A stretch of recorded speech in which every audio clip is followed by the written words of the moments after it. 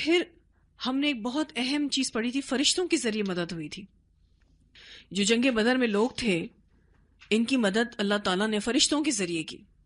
ان کا وہ کمٹمنٹ دیکھتے ہوئے، ان کی وہ استقامت دیکھتے ہوئے اللہ تعالیٰ کی رحمت اتنی جوش میں آئی. جہاں اللہ نے بارش برسائی، رحمت کے جوش میں آنے کی وجہ سے فرشتے بھی نازل ہوئے. تو یہ تیسرے آسمان کے فرشتے تھے. ان کے بارے میں حدیث ہے، حضرت ابن عباس رضی اللہ تعالیٰ عنہ کہتے ہیں کہ اس دن یعنی جنگ بدر کے دن جب ایک مسلمان ایک مشرک کا تعاقب کر رہا تھا اور آگے آگے بھاگے جا رہا تھا تو اچانک اس مسلمان نے مشرک پر پڑتے ہوئے چابک کی آواز سنی. کوئی آواز تو سنے میں آئی کہ چابک مارا کسی نے. پھر اس نے ایک سوار کی آواز سنی جو یہ کہہ رہا تھا حیزوم آگے بڑھ. پھر اس مسلمان کی نظر اپنے آگے بھاگتے ہوئے مشرک کی طرف گئی تو دیکھا وہ زمین پر چت پڑا ہوا ہے. اس نے یہ بھی دیکھا کہ مشرک کی ناک پر نشان پڑا ہوا ہے، اس کا منہ پھٹا ہوا ہے. وہ جو چابک تھی نا، اس کی مار اتنی تیز تھی کہ اس کی ناک پہ نشان ہو گیا تھا، اس کا منہ پورا پھٹ گیا تھا، اس کی اسکن پھٹ گئی تھی. جو چابک کی مار کی علامت تھی وہ تمام جگہ جہاں چابک پڑا تھا سبز و سیاہ ہو گئی تھی، نیل پڑ گیا تھا اس کے جسم پر. چنانچہ وہ انصاری رسول اللہ صلی اللہ علیہ وسلم کے پاس جب آیا تو آپ صلی اللہ علیہ وسلم سے یہ سارا واقعہ بیان کیا. آپ نے فرمایا تم سچ کہتے ہو، وہ فرشتہ تیسرے آسمان کی فوجی کمک کا فرشتہ تھا. فوجی کمک کہتے ہیں فوجی مدد یا فوجی حمایت، یا وہ فوج جو مدد کے لیے بھیجی جاتی ہے. ایک فوج ہوتی ہے جس سے لشکر چل رہا ہوتا ہے، ایک اسپیشل آرمی آتی ہے. تو اسپیشل آرمی جو آسمان سے آئی تھی، یہ فرشتہ اس فوج کا حصہ تھا، تیسرے آسمان کے فرشتے تھے. یہ مسلم کی روایت تھی. ٹھیک ہے، اگلی جو حدیث ہے مسند احمد کی ہے. علی رضی اللہ تعالیٰ عنہ سے مروی ہے کہ مجھے اور حضرت صدیق اکبر رضی اللہ تعالیٰ عنہ کو غزوہ بدر کے موقع پر بتایا گیا کہ آپ میں سے ایک کے ساتھ حضرت جبرائیل علیہ السلام اور دوسرے کے ساتھ میکائیل علیہ السلام اور اسرافیل علیہ السلام بھی ہیں، جو ایک عظیم فرشتہ ہیں اور اس میدان جنگ میں موجود ہیں. بڑے بڑے فرشتے، جبرائیل امین، اسی طرح سے میکائیل اور اسرافیل علیہم السلام، بڑے بڑے فرشتے اترے تھے. اس بات سے ان کے ایمان کا اندازہ ہم لگا سکتے ہیں کہ کیسا ایمان تھا ان کا کہ اتنا زبردست قسم کا اللہ کی طرف سے ان کو سپورٹ ملا. اس کے علاوہ نبی اکرم صلی اللہ علیہ وسلم نے فرمایا یہ جبرائیل ہیں جو اپنے گھوڑے کو سر سے پکڑے ہوئے ہیں. سر سے پکڑے ہوئے ہیں یعنی سر میں جو لگام لگی ہوتی ہے اس سے پکڑے ہوئے ہیں اور ہتھیار بند ہیں. اسے بخاری نے روایت کیا ہے. سیدنا علی بن ابو طالب بیان کرتے ہیں کہ بدر کے دن ایک انصاری صحابی حضرت عباس رضی اللہ تعالیٰ عنہ کو قید کر کے لایا. عباس رضی اللہ تعالیٰ عنہ کہنے لگے اللہ کی قسم مجھے اس شخص نے گرفتار نہیں کیا، مجھے تو ایک خوبصورت آدمی نے گرفتار کیا جس کے سر کے سامنے کی طرف سے دونوں جانب بال نہیں تھے اور وہ ایک چت کبرے گھوڑے پر سوار تھا. اب وہ مجھے ان لوگوں میں نظر نہیں آ رہا، مجھے جس نے پکڑا تھا وہ مجھے نظر نہیں آ رہا. انصاری صحابہ نے کہا کہ نہیں اللہ کے رسول، اسے تو میں نے ہی قید کیا ہے. آپ صلی اللہ علیہ وسلم نے فرمایا آپ چپ رہیے، اللہ تعالیٰ نے ایک معزز فرشتے کے ذریعے سے آپ کی مدد فرمائی ہے. اسے مسند احمد نے روایت کیا ہے. یعنی ان صحابی کو یہ لگ رہا تھا کہ انہوں نے ہی پکڑا ہے، لیکن حضرت عباس جو آپ صلی اللہ علیہ وسلم کے چچا تھے، اس وقت اسلام علی الاعلان قبول نہیں کیے تھے، تو قیدی کے طور پر سامنے آ رہے ہیں، تو پکڑا ان کو کسی فرشتے نے تھا. تو آپ صلی اللہ علیہ وسلم نے فرمایا آپ خاموش رہیے، آپ کی مدد کی اللہ تعالیٰ نے ایک معزز فرشتے کے ذریعے. اسی طرح سے سیدنا ابو داؤد رضی اللہ تعالیٰ عنہ فرماتے ہیں کہ بدر کے دن میں ایک مشرک کے تعاقب میں تھا کہ اسے مار گراؤں، مگر میری تلوار اس تک پہنچنے ہی نہیں پائی تھی کہ پہلے ہی اس کا کام تمام ہو گیا اور اس کا سر تن سے جدا ہو کر زمین پر گر پڑا. میں سمجھ گیا کہ اسے میرے سوا کسی اور نے قتل کیا ہے. یعنی یہ باقاعدہ واقعات ہیں جس میں آپ کو اس بات کی گواہی مل رہی ہے کہ واقعی فرشتے نازل ہوئے تھے. یہ حدیث بھی مسند احمد کی حدیث ہے. اب وہ جو کوڑا بھی مارتے تھے نا، جسم نیلا پڑ جاتا تھا، آپ اس سے اندازہ لگا سکتے ہوں گے کہ ان کے ہتھیار کیسے ہوں گے، فرشتوں کے پاس کیسے ہتھیار تھے کہ جس سے جسم نیلا پڑ رہا تھا. یہ زہر آلود کوڑے کی علامت بھی ہو سکتا ہے کہ ایسا کوڑا، ایسا ہنٹر کہ جس پر پوائزن لگا ہو، کہ جیسے ہی وہ کسی کو مارا تو اس کا اثر یہ ہوا کہ اس کا جسم نیلا پڑ گیا. یہ زہر سے ہی جسم نیلا پڑتا ہے نا. ابو البختری آپ کو میں نے نام بتایا، جس کے بارے میں آپ صلی اللہ علیہ وسلم نے مسلمانوں سے کیا کہا تھا؟ کسی کو یاد ہے؟ اس کو قتل نہیں کرنا. ٹھیک ہے. رسول اللہ صلی اللہ علیہ وسلم نے بدر کے دن ابو البختری کو قتل کرنے سے منع کیا تھا، کیونکہ مکہ میں یہ شخص رسول اللہ صلی اللہ علیہ وسلم کو ایذا رسانی دینے سے ہاتھ روکے ہوئے تھا. اس نے آپ صلی اللہ علیہ وسلم کو کبھی تکلیف نہیں دی. آپ صلی اللہ علیہ وسلم کو کسی قسم کی تکلیف پہنچانا نہیں چاہتا تھا، اور نہ کبھی اس کی طرف سے کوئی ناگوار بات سننے میں آئی تھی. بہت اچھا انسان تھا. جب قریش مکہ نے نبی اکرم صلی اللہ علیہ وسلم کے گھرانے کا بائیکاٹ کیا تھا، یاد ہے آپ کو کون سا بائیکاٹ کیا تھا؟ شاہ ابی طالب میں جو محصور کر دیا گیا تھا، اور بائیکاٹ کی دستاویز لکھ کر خانہ کعبہ میں لٹکا دی تھی. تو دستاویز کو، اس ایگریمنٹ کو چاک کرنے میں ابو البختری پیش تھا. وہ کہتا تھا یہ ایگریمنٹ کینسل کر دو، یہ ظلم پر مبنی ہے. جب ہم نے سارا واقعہ آپ کو اس وقت سنایا تھا تو ہم نے آپ کو کہا تھا نا کہ کچھ لوگ اس میں باقاعدہ انوالو ہوئے تھے کہ یہ ایگریمنٹ جو ہے یہ ظلم پر مبنی ہے، ہم کھانا کھائیں وہ بھوکے رہیں، یہ اچھی بات نہیں ہے. اس میں پیش ابو البختری تھا. تو آپ صلی اللہ علیہ وسلم نے فرمایا اگر ابو البختری کے ساتھ کسی کا سامنا ہو جائے تو وہ اس کو نہیں مارے گا، اس کے احسانات کا بدلہ اتارا جائے. ان ساری باتوں کے باوجود بھی ابو البختری کو قتل کر دیا گیا. اب ہوا کیا تھا؟ ہوا یہ کہ حضرت مجزر بن زیاد رضی اللہ تعالی عنہ سے اس کی مڈ بھیر ہو گئی، ابو البختری کی. ابو البختری کے ساتھ اس کا ساتھی جنادہ بھی تھا، ایک اور ساتھی اس کے ساتھ تھا. دونوں ساتھ ساتھ لڑ رہے تھے. جو صحابی تھے انہوں نے کہا کہ ابو البختری، رسول اللہ صلی اللہ علیہ وسلم نے ہمیں آپ کو قتل کرنے سے منع کیا ہے. اس نے کہا اور میرے ساتھی کا کیا بنے گا؟ تو صحابی نے کہا اللہ کی قسم ہم آپ کے ساتھی کو نہیں چھوڑ سکتے.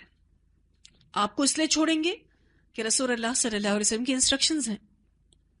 اس نے کہا لیکن میں تو اس کا ساتھ نہیں چھوڑ سکتا، اللہ کی قسم ہم دونوں اکٹھے ہی مریں گے. مبادہ کہتے کہیں ایسا نہ ہو کہ مکہ کی عورتیں یہ کہیں کہ ابو البختری نے اپنی جان بچانے کے لیے اپنے ساتھی کو قربان کر دیا. اب اپنے ساتھی کو بچانے میں یہ خود بھی قتل ہو. ان صحابی نے نبی اکرم صلی اللہ علیہ وسلم کے حکم کو ڈس اوبے نہیں کیا تھا، نافرمانی نہیں کی تھی آپ صلی اللہ علیہ وسلم کے حکم کی، لیکن سچویشن ایسی بن گئی کہ پھر اس کو قتل کرنا ہی پڑا. مسلمانوں کے ساتھ جو یہ واقعات آپ دیکھتے نا، اس میں کہ مشرکین کے کچھ کے ساتھ بڑا نرم رویہ بڑھتا گیا، تو وہ ان کے احسانات کا بدلہ اتارنے کے لیے نبی اکرم صلی اللہ علیہ وسلم کی سنت ہے کہ جس نے آپ کی زندگی میں کوئی احسان کیا ہے، جب اللہ تعالیٰ آپ کو موقع دے کہ آپ اس کے احسان کا بدلہ اتار سکیں، اتارنا چاہیے. اس کے احسان کو ماننا چاہیے، بہت ضروری ہے. احسان نہیں مانتے نا تبھی تو کتنے مسئلے مسائل کھڑے ہوتے ہیں. احسان اگر مان جائے نا کتنی چیزیں ہم جھیل جائیں. اور ہمارے آس پاس جو لوگ ہوتے ہیں ان میں سے کتنے ایسے لوگ ہوتے ہیں جن کا احسان ہماری زندگی میں ہوتا ہے. ایک اور واقعہ، حارث بن سراقہ رضی اللہ تعالیٰ عنہ کی شہادت. حضرت انس رضی اللہ تعالیٰ عنہ فرماتے ہیں کہ حارث ابھی چھوٹی عمر میں تھے کہ بدر میں شہید ہو گئے. کافی ینگ فوجی تھے، بدر میں شہید ہو گئے. ان کی والدہ نبی اکرم صلی اللہ علیہ وسلم کے پاس آئیں، عرض کرتی ہیں کہ اے اللہ کے رسول صلی اللہ علیہ وسلم، آپ اچھے سے جانتے ہیں حارثہ مجھے کتنا پیارا تھا، چھوٹا بچہ ابھی تو جوان ہوا ہی تھا، جنگ میں چلا گیا. اگر وہ جنت میں ہے تو میں صبر کرتی ہوں اور ثواب کی امید رکھتی ہوں، اور اگر وہ کسی اور جگہ ہے تو آپ دیکھیں پھر میں کیا کرتی ہوں. رسول اللہ صلی اللہ علیہ وسلم نے فرمایا اللہ تجھ پر رحم کرے، کیا تم پاگل ہو گئی ہو؟ کیا وہ محض ایک جنت ہے؟ وہ تو کئی جنتیں ہیں، تیرا بیٹا جنت الفردوس میں ہے. ایک روایت میں آتا ہے آپ صلی اللہ علیہ وسلم نے فرمایا ام حارثہ وہ تو ایک ایسی جنت میں ہے جس میں بہت سے باغات ہیں، اور تیرا بیٹا تو فردوس بری میں ہے، یعنی ٹاپسٹ جنت میں ہے. عمومی طور پر آپ دیکھیں کہ جوانوں کا دین کی طرف آنا اور اس پر پریکٹس کرنا مشکل ہی ہوتا ہے، لیکن ایسے نوجوان جو اللہ کی یاد میں رہتے ہیں، اللہ کی عبادت کرتے ہیں، ان سے اللہ بڑا خوش ہوتا ہے، کیونکہ ان کی اس طاقتور عمر میں وہ اللہ کو پکار رہے ہوتے ہیں، اللہ کو یاد کرتے ہیں، عبادتیں کرتے ہیں. اب یہ تو کتنا بڑا عمل تھا، ہم نے پڑھا تھا جہاد کتنا بڑا عمل ہے فضل و اجر کے اعتبار سے. اتنا چھوٹا بچہ جو ابھی جوان ہی ہوا تھا، اچھا یہ اتنے جوان ہو گئے تھے کہ جنگ میں آ سکتے تھے. ان کا نام حارثہ بن سراقہ تھا. ایک اور واقعہ ہوا تھا اسی طرح سے حضرت سعد کا اور ان کے والد خیثمہ کا رضی اللہ تعالیٰ عنہما. یہ جو واقعہ تھا کچھ اس طرح سے ہوا کہ جنگ بدر ہونے لگی تو جو حضرت سعد تھے رضی اللہ تعالیٰ عنہ اور ان کے والد خیثمہ رضی اللہ تعالیٰ عنہ، ان دونوں میں سے کوئی ایک جنگ میں جا سکتا تھا. اس کی وجہ یہ تھی کہ گھر میں کوئی سنبھالنے والا نہیں تھا فیملی کو، تو کوئی ایک جا سکتا تھا، یا تو باپ جاتا یا بیٹا جاتا. انہوں نے کہا ہم قرآن اندازی کر لیتے ہیں، جس کا نام نکلے گا وہ جائے گا. قرے میں بیٹے کا نام نکلا. اب باپ بیٹا بیلٹنگ کر رہے ہیں جنگ میں کون جائے گا. نام بیٹے کا نکلا. باپ نے کہا اے میرے پیارے بیٹے، آج تو بدر میں شریک نہ ہو بلکہ میرے حق میں دستبردار ہو جا. سعد رضی اللہ تعالیٰ عنہ نے کہا کہ ابا جان، اگر جنت کے علاوہ کوئی اور معاملہ ہوتا تو میں آپ کو ضرور ترجیح دیتا. حضرت سعد جنگ بدر میں شریک ہوئے اور شہادت پالی. پھر ان کے والد جو تھے خیثمہ رضی اللہ تعالیٰ عنہ، یہ احد میں شریک ہوئے اور ان کو وہاں شہادت ملی. دونوں کا شوق کیا تھا؟ جہاد میں شامل ہوں اور اللہ کی راہ میں شہادت پائیں. صحابہ کرام کا جو یہ کردار ہے نا، یہ قابل رشک ہے کہ اللہ کے راستے میں جہاد کرنے کے لیے کس قدر رغبت رکھتے تھے اور کس قدر آگے بڑھنا چاہتے تھے. کہ بیٹے کا نام نکلا، بیٹے کو باپ کہہ رہا ہے میرے حق میں دستبردار ہو جا، چھوڑ دے اپنا حق، مجھے باری دے دے اپنی. اس نے کہا اگر جنت کے علاوہ کوئی اور بات ہوتی تو میں آپ کو پرائیورٹی دیتا، لیکن ابھی تو مجھے جنت چاہیے. پھر اسی طرح سے ایک ایسا واقعہ ہوا جو بڑا حیران کن تھا. غزوہ بدر میں سیدنا عکاشہ، آپ جانتے ہیں سیدنا عکاشہ کو؟ عکاشہ رضی اللہ تعالیٰ عنہ، جن کے بارے میں ہم ایک واقعہ پڑھ چکے ہیں کہ جب رسول اللہ صلی اللہ علیہ وسلم نے بشارت دی تھی کہ میری امت کے 70,000 لوگ ایسے ہیں جو بغیر حساب کے جنت میں جائیں گے اور ان کے چہرے جو ہیں وہ 14ویں کے چاند کی طرح چمک رہے ہوں گے. تو حضرت عکاشہ اس وقت اس مجلس میں بیٹھے ہوئے تھے اور انہوں نے اللہ کے رسول صلی اللہ علیہ وسلم سے درخواست کی کہ آپ میرے لیے دعا کریں کہ میں انہی میں سے ہو جاؤں. تو آپ صلی اللہ علیہ وسلم نے فرمایا تم انہی میں سے ہو. یا آپ صلی اللہ علیہ وسلم نے ان کو یہ دعا دی تھی کہ اللہ تمہیں ان میں داخل فرمائے. پھر انصار میں سے ایک آدمی کھڑا ہوا تھا اور اس نے کہا تھا کہ اے اللہ کے رسول میرے لیے بھی دعا کیجیے، میں انہی میں سے ہوں. تو آپ نے فرمایا تھا سبقک بہا عکاشہ، تم پر عکاشہ سبقت لے گیا. اب یہی حضرت عکاشہ ہیں جو جنگ بدر میں شامل ہیں. بہت اپنی بہادری کے جوہر دکھا رہے تھے اور اس نے جوہر دکھایا کہ ان کی تلوار ٹوٹ گئی. آپ کو پتہ ہے تلوار کا ٹوٹنا کیا معنی رکھتا ہے؟ کسی کی اگر جنگ کرتے کرتے تلوار ٹوٹ جائے نا، اس کا مطلب اس نے بڑی بہادری کے ساتھ جنگ کی. تلوار اتنی آسانی سے نہیں ٹوٹتی. کئی گردنیں اس سے کٹی ہوں، کئی جگہوں پر اس سے مار ماری گئی ہو، تلوار سے کئی بار ٹکرائی ہو تو ٹوٹتی ہے یہ.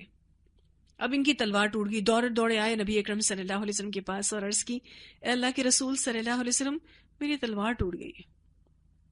آپ صلی اللہ علیہ وسلم کے پاس ایک ٹہنی پڑی ہوئی تھی، درخت کی ٹہنی پڑی ہوئی تھی. آپ نے انہیں وہی تھما دی. کیا لینے آئے تھے آپ صلی اللہ علیہ وسلم کے پاس؟ دیا کیا؟ ٹہنی. اور کہا عکاشہ جاؤ اس ٹہنی کے ساتھ جہاد کرو. عکاشہ وہ ٹہنی لے کر چلے گئے. اس سے آپ صحابہ کرام کے سمعنا و اطعنا کو فیل کر سکتے ہیں. انہوں نے یہ نہیں کہا کہ اللہ کے رسول صلی اللہ علیہ وسلم آپ مجھے تلوار کی جگہ یہ ٹہنی دے رہے ہیں، ٹہنی سے میں کیسا ماروں گا؟ کوئی بڑا ڈنڈا بھی نہیں تھا. آپ نے درخت کی ٹہنی دیکھی کتنی پتلی سی باریک سی، ایک تھوڑا سا کوئی یوں کرے تو ٹوٹ جائے. اتنا سمعنا و اطعنا. عکاشہ جو تھے وہ ٹہنی لے کے چلے گئے. اسے ہلایا، جیسے ہی ہلایا تو وہ ایک مضبوط چمکتی ہوئی تلوار بن گئی. یہ رسول اللہ صلی اللہ علیہ وسلم کا معجزہ تھا. پھر انہوں نے اس سے لڑائی کی یہاں تک کہ اللہ تبارک و تعالی نے مسلمانوں کو فتح نصیب کی اور اس تلوار کا نام انہوں نے العون رکھا تھا. العون مطلب مدد. یہ تلوار ہمیشہ ان کے پاس رہی اور یہ باطل کے خلاف تمام لڑائیوں میں اس کو استعمال فرمایا کرتے تھے. کیا اللہ تعالیٰ کی شان ہے. یعنی میں جب یہ حدیث پڑھ رہی تھی تو میں سوچ رہی تھی کہ جو رسول اللہ صلی اللہ علیہ وسلم کی اطاعت کرے گا اس کی مدد کیسے ہوگی. ایک ٹہنی جب تلوار میں بدل سکتی، بالکل ہی اس کی شناخت ہی بدل گئی. ٹہنی کوئی معنی نہیں رکھتی جنگ میں، اور وہ اتنا مضبوط ہتھیار بن جائے. بسا اوقات ہم دیکھتے ہیں کہ اللہ کے رسول صلی اللہ علیہ وسلم کی اطاعت کرنے میں ہماری پوزیشن بظاہر کمزور نظر آ رہی ہوتی ہے. ہم سمجھتے ہیں ہمارا اسٹیٹس، ہماری پوزیشن، ہماری قدر ہے وہ کم ہو رہی ہے صرف اور صرف رسول اللہ صلی اللہ علیہ وسلم کی اطاعت کرنے پر. ایسے ہی کم ہو جائے گی. اطاعت بھی تو دیکھیں کس کی ہو رہی ہے. اللہ ایسا مضبوط کرے گا جیسے کہ ایک کمزور سی ٹہنی تلوار میں بدل گئی. ایک اور بھی ہوا تھا واقعہ اسی طرح سے کہ جنگ بدر کے ایک مجاہد سلمہ بن اسلم بن حریش رضی اللہ تعالیٰ عنہ کی تلوار بھی جنگ کرتے کرتے ٹوٹ گئی. نبی اکرم صلی اللہ علیہ وسلم نے انہیں کھجور کی ایک خشک ٹہنی دے دی اور فرمایا اس سے دشمن پر وار کر. انہوں نے وہ ٹہنی ہاتھ میں لے لی. کوئی آبجیکشن ہی نہیں ہے. صحابہ کرام جیسے جیسے آپ صلی اللہ علیہ وسلم کہتے جاتے تھے کوئی آبجیکشن ہی نہیں. ایک بھی صحابی نے ایسا تو کہا ہو، نہ عکاشہ نے کہا، نہ سلمہ بن اسلم نے کہا کہ کیسے میں اس سے لڑوں گا، کیا میں واقعی یہ لے جاؤں، یعنی میں یہ لے جاؤں. کوئی کنفیوژن کا اظہار بھی نہیں کیا. انہوں نے وہ ٹہنی ہاتھ میں لے لی تو وہ شمشیر خار میں بدل گئی، اشغاف میں بدل گئی. شمشیر خار، ایسی شمشیر جس کے جو دھار ہوتی ہے نا، کرو ہو. یعنی آپ نے ایک نائف دیکھی ہوگی، ایک چھری دیکھی ہوگی جس کی دھار سیدھی ہوتی ہے، اور ایک آپ نے چھری ایسی دیکھی جس کی دھار اس میں کرز ہوتے ہیں، وہ بہت شارپ ہوتی ہے کہ جس سے اگر کسی کو مارا جائے تو اس کے جسم میں پھر نشان بھی ایسے ہی پڑتے ہیں. تو وہ اس شمشیر خار میں بدل گئی.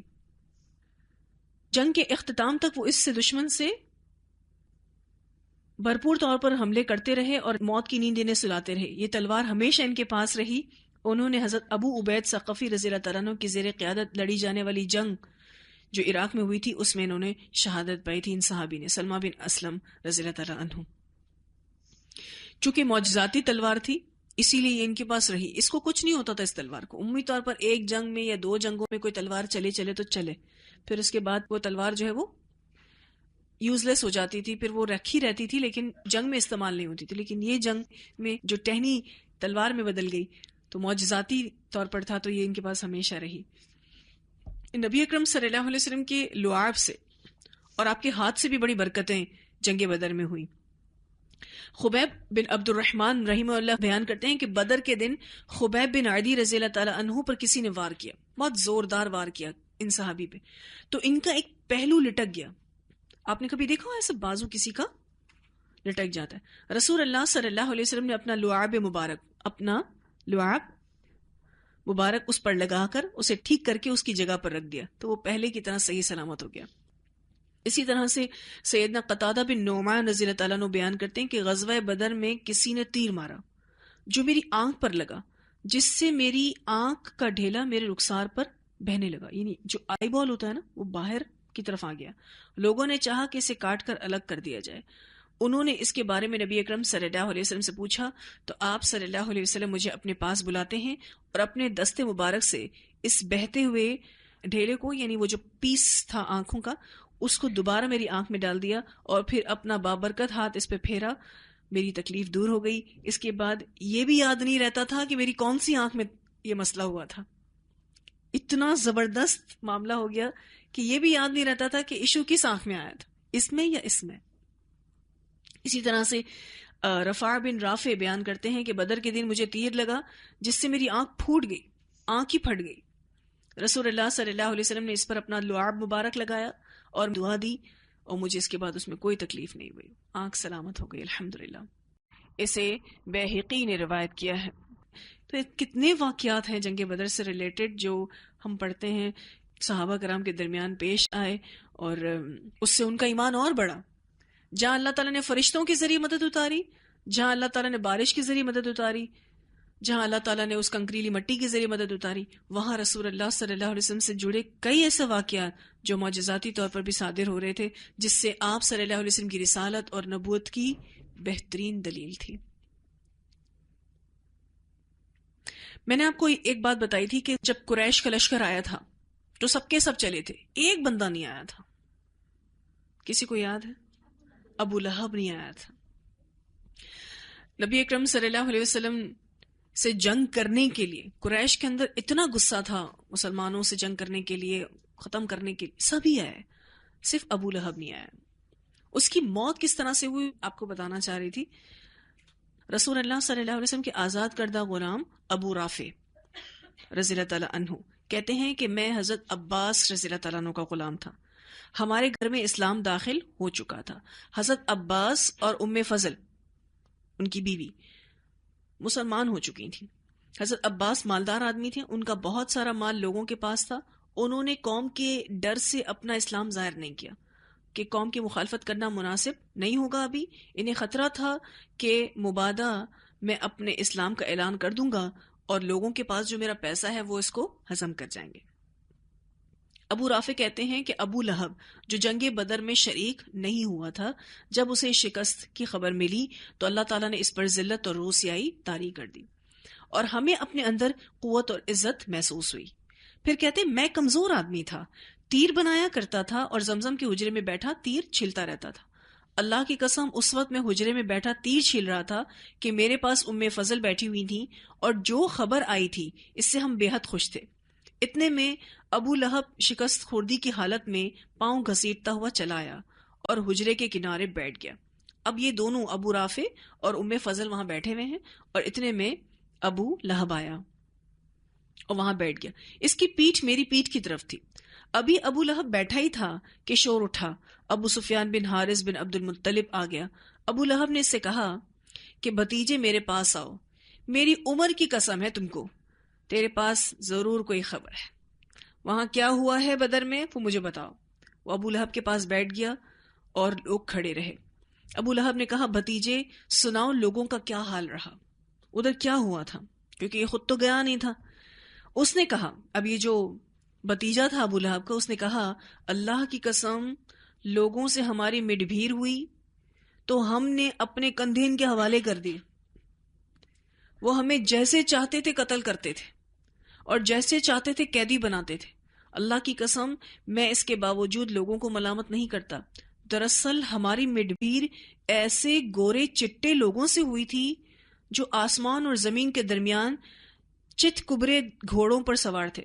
پھر وہی چت کبرے آ رہا ہے، سفید اور سیاہ دھبے والے گھوڑے پر ایسا پرنٹ تھا، ایسے اسپیشل گھوڑے تھے۔ اللہ کی قسم وہ کسی کو نہیں چھوڑتے تھے، نہ کوئی اور چیز ان کے سامنے ٹھہرتی تھی، کوئی مقابلہ نہیں کر سکتی تھی۔ ایسا کوئی لشکر تھا، گھوڑے چٹے لوگ تھے، پتہ نہیں کون تھے۔ ابو رافع کہتے ہیں کہ میں نے اپنے ہاتھ سے خیمے کا کنارہ اٹھایا، پھر کہا اللہ کی قسم وہ فرشتے تھے۔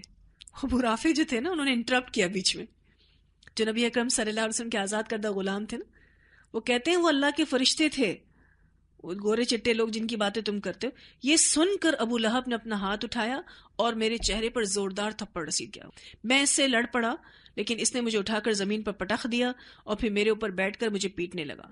میں کمزور آدمی تھا، اتنے میں ام فضل آ گئیں، حضرت عباس کی جو بیوی تھی وہ ام فضل آ گئیں اور انہوں نے خیمے سے ایک لکڑی اٹھائی اور ابو لہب کے سر پر اتنے زور سے ماری کہ اس کو کافی چوٹ آئی۔ ام فضل نے کہا اس گھر کا مالک اگر ابھی گھر میں نہیں ہے، عباس ابھی گھر میں موجود نہیں ہے، اس لیے تو نے اس کو کمزور سمجھ کے رکھا ہے، اس کے غلام کو۔ چنانچہ پھر ابو لہب وہاں سے چلا گیا۔ اس کے بعد کہتے ہیں اللہ کی قسم صرف 7 راتیں گزری تھیں۔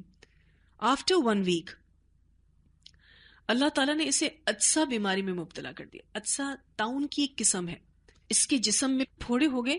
اس بیماری کو وہاں کے لوگ منوس سمجھتے تھے۔ ابو لہب اس بیماری طاعون کے مرض میں مر گیا۔ اس کے بیٹوں نے اس کو بغیر کفنائے اور دفنائے ایسی چھوڑ دیا۔ اس کی جو ڈیڈ باڈی تھی وہ 3 دن تک ایسی گلتی سڑتی رہی۔ اسے اتنا تعفن اٹھنے لگا کہ لوگوں نے پھر ان کے بیٹوں کو شرم دلائی کہ اپنے باپ کو دفنا تو دو۔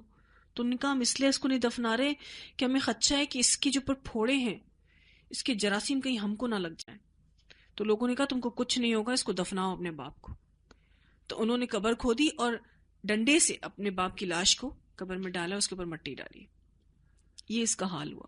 نہ اس کو غسل دیا گیا، نہ اس پر پانی پھینکا گیا، بلکہ دور ہی سے کسی چیز سے دھکیلتے ہوئے بالائی مکہ کی طرف لے گئے اور وہاں ایک گڑھے میں اس کی لاش کو پھینک دیا۔ یہ ابو لہب کا انجام ہو۔ سیرت میں ہم نے ایک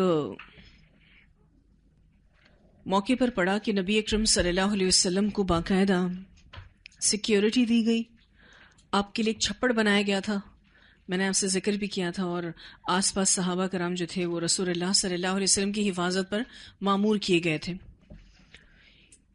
اس پہرا دینے کی بڑی فضیلت ہے۔ رسول اللہ صلی اللہ علیہ وسلم نے فرمایا کہ اللہ کے راستے میں ایک دن کی پہرے داری دنیا اور جو اس پر ہے اس سے بہتر ہے۔ اسے بخاری نے روایت کیا ہے۔ مسند احمد کی روایت میں آتا ہے کہ آپ صلی اللہ علیہ وسلم نے فرمایا، اللہ کی راہ میں ایک دن رات کا پہرا دینا ایک ماہ کے ایسے روزے جو چھوڑے نہ جائیں، ایک ماہ کے ایسے قیام جس میں کمی نہ کی جائے، اس سے بہتر ہے۔ اگر پہرا دینے والا اسی میں فوت ہو جائے تو اس کا عمل اس کے لیے نیک عمل کی طرح دوبارہ اٹھنے تک یعنی قیامت تک جاری کر دیا جاتا ہے اور اسے عذاب قبر سے بچا لیا جاتا ہے۔ اسے مسند احمد نے روایت کیا ہے۔ اس حدیث میں آپ دیکھیں تو جو ایک دن کا پہرا دے رہا ہے، دن رات یعنی 24 گھنٹے کا پہرا اگر کسی نے دیا ہے تو وہ ایک ماہ کے بغیر چھوڑے ہوئے روزوں کے برابر، ایک ماہ کے قیام کے برابر، بلکہ اس سے بھی بہتر اگر کوئی پہرا دینے والا اسی حالت میں فوت ہو جائے، یعنی اسی عمل میں فوت ہو جائے، تو قیامت تک اس کا یہ عمل جاری رہتا ہے اور اس کو عذاب قبر سے بھی بچا لیا جاتا ہے۔ ابو ہریرہ رضی اللہ تعالیٰ عنہ سے روایت ہے کہ ایک دفعہ چوکیداری وہ کر رہے تھے کہ ساحل پر گھبراہٹ کے آثار دکھائی دیے۔ ان سے کہا گیا کوئی بات نہیں، تو لوگ چلے گئے۔ ابو ہریرہ رضی اللہ تعالیٰ عنہ وہیں کھڑے رہے۔ ایک شخص وہاں سے گزرا، اس نے پوچھا، اے ابو ہریرہ، آپ کو کس بات نے یہاں کھڑا رہنے دیا ہے؟ سبھی چلے گئے، آپ اکیلے یہاں کیوں کھڑے ہیں؟ ابو ہریرہ رضی اللہ تعالیٰ عنہ نے کہا کہ میں نے رسول اللہ صلی اللہ علیہ وسلم سے سنا، اللہ کے راستے میں ایک گھڑی کا کھڑا ہونا حجر اسود کے قریب لیلۃ القدر کے قیام سے بہتر ہے۔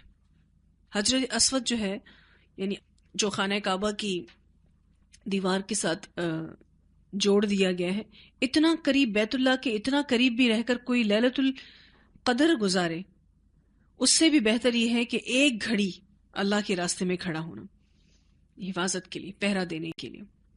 اس حدیث کو صحیح و ترغیب و ترہیب نے روایت کیا ہے۔ جو پہرا دیا کرتے تھے نا صحابہ کرام، جیسے کہ ہم نے پڑھا تھا کہ مدینہ میں نبی اکرم صلی اللہ علیہ وسلم کی جان کو بھی بڑا خطرہ تھا، تو آپ صلی اللہ علیہ وسلم سو نہیں پا رہے تھے، تو حضرت سعد آئے تھے آپ کی حفاظت پر پہرا دینے کے لیے۔ پھر اسی طرح سے ایک اور حدیث ہے جس میں نبی اکرم صلی اللہ علیہ وسلم نے فرمایا کہ جو شخص سرحدوں کی حفاظت کرتا ہوا فوت ہو جائے وہ قبر کے فتنے سے بچا لیا جائے گا اور بڑی گھبراہٹ کے دن امن میں رہے گا، صبح و شام اسے جنت سے رزق پہنچایا جائے گا اور قیامت تک کے لیے اس کے لیے پہرا دینے کا ثواب لکھا جاتا رہے گا۔ اسے مسند احمد نے روایت کیا ہے۔ جو سرحدوں کی حفاظت کرتے ہیں، اسلامی مملکت کی حفاظت کرتے ہیں اور اس میں فوت ہو جاتے ہیں تو یہ اجر و ثواب اس کو ملتا ہے۔ نمبر 1، قبر کے فتنے سے بچا لیا جائے گا۔ بڑی گھبراہٹ والا دن یعنی قیامت کے دن امن میں رہے گا، صبح و شام اس کو جنت کا رزق پہنچایا جائے گا اور قیامت تک اس کو پہرا دینے کا ثواب ملتا رہے گا۔ سنن ترمذی کی روایت میں آتا ہے کہ رسول اللہ صلی اللہ علیہ وسلم نے فرمایا، 2 آنکھوں کو جہنم کی آگ نہ چھو سکے گی، ایک وہ آنکھ جو اللہ کے خوف سے روئی اور وہ آنکھ جس نے اللہ کے راستے میں پہرا دیتے ہوئے رات گزاری۔ 2 آنکھیں ایسی ہیں جس کو جہنم کی آگ نہ چھو سکے۔ اگر ایسا ہو نہیں سکتا کہ جسم کے کسی عضو کو جہنم کی آگ نہ چھوئے تو پورا جسم میں سے کسی اور عضو کو چھو لے، اس کا یہ مطلب ہے کہ پورے جسم کو جہنم سے آزاد کر دیا جائے گا۔ ایک وہ جو اللہ کے خوف سے روئی ہے اور دوسرا جس نے اللہ کے راستے میں پہرا دیا ہے۔ سنن ترمذی نے اس کو روایت کیا ہے۔ ٹھیک ہے جی، چلیں وآخر دعوانا الحمدللہ رب العالمین، سبحانک اللہم وبحمدک، نشہد ان لا الہ الا انت، نستغفرک ونتوب الیک۔ السلام علیکم ورحمۃ اللہ وبرکاتہ۔